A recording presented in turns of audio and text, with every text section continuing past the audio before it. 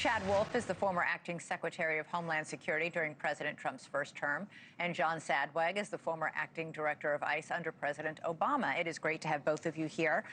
John, I'll start with you. You said you don't understand why ICE agents are being put into high-risk situations like these traffic stops. You thought this pause was a good thing. Why? Elizabeth, listen, first of all, this has never been a core part of ICE's enforcement operations, traffic stops.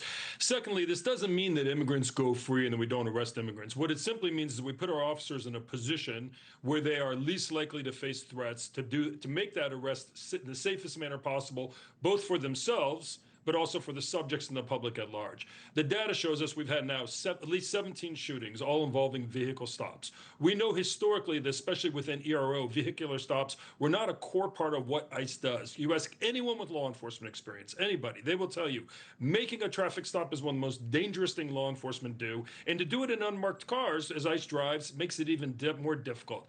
Elizabeth, look, I think the pause made perfect sense. We've now had 17 shootings. In each of those cases, the officer felt like he was in mortal danger of, imminent bodily harm.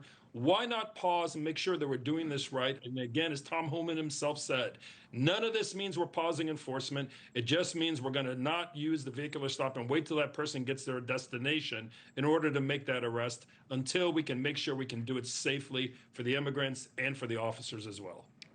Chad, why do you think President Trump reverse this so quickly? I mean, it was 12, 18 hours that it was in effect before President Trump said, no, we're going back to it. Well, I don't know. You'll need to ask President Trump that. My guess is, though, is that ICE officers, and I'm sure ICE officers and others actually do like to make sure that they have all options on the table. So as soon as you take off an option such as stopping a vehicle on an intended target, that causes a problem, just like the sensitive locations policy that has been on ICE's books for a long time, right? Which says they can't pursue a target in a church, in a courthouse, in all these different areas. We don't put these same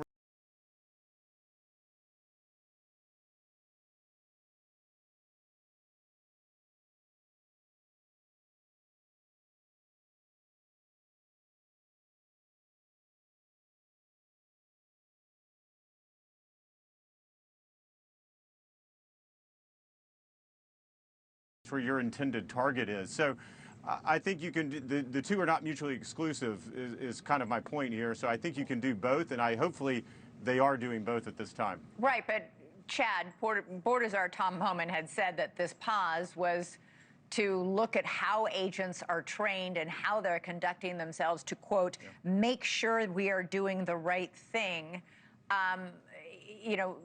Many seasoned ICE agents say there has been very little training for these kinds of traffic stops.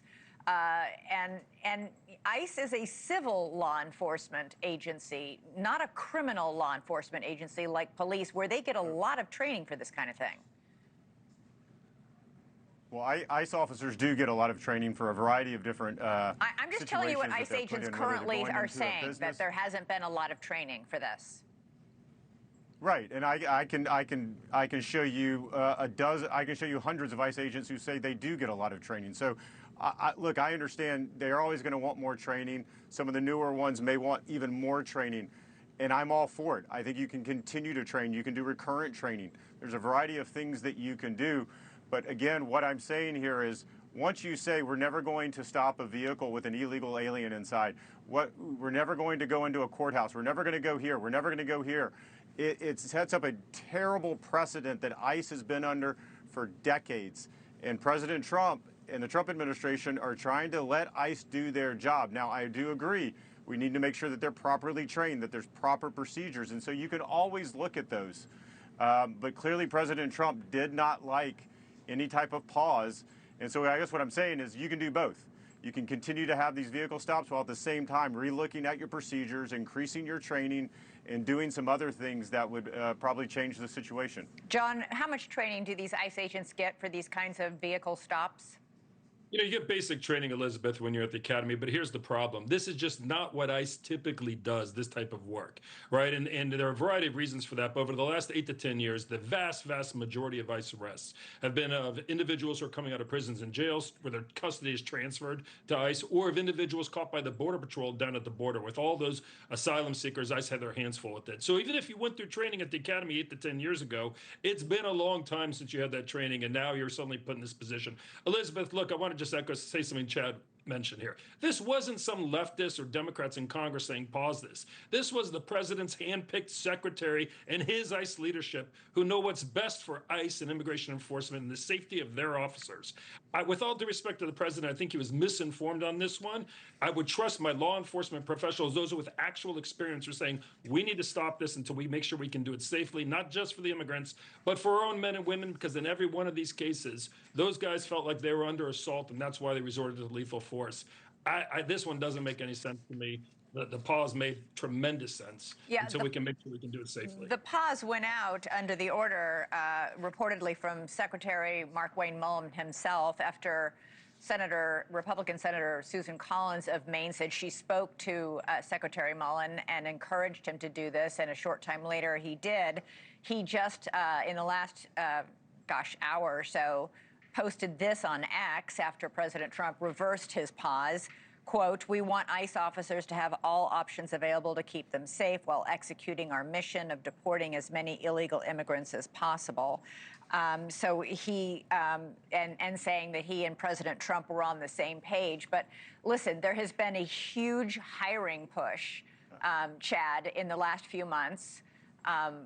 8,000 brand new ICE officers.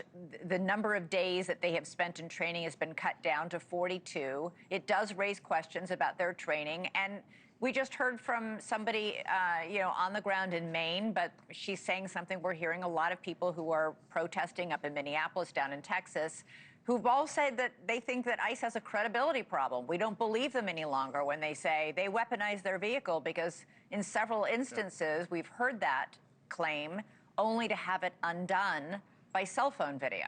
Sure. Well, look, again, I'm all for increased training. I'm all for body cameras. I've been on the record on that, and I think DHS is doing all that they can to get those out as quickly as possible, given a 76-day shutdown. So I think there's a couple of things at play here. But of course, what we're not talking about, what the left always does is they go straight to law enforcement. Law enforcement's the problem.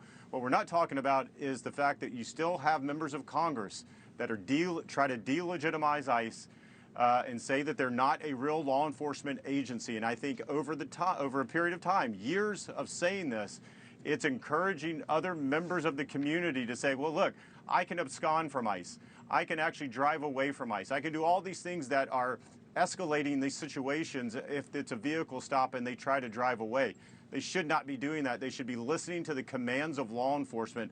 I don't understand why someone's trying to abscond in their vehicle when a law enforcement officer gets out, has a badge, identifies him or herself, and is giving them lawful commands. Yeah. Well, again, to emphasize, we still don't know yet what exactly happened in both these recent shooting deaths in Texas and Maine. Those investigations are underway.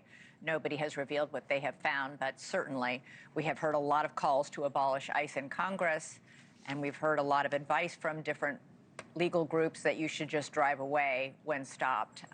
Chad Wolf, John Sandweg, thank you both so much. I really appreciate it.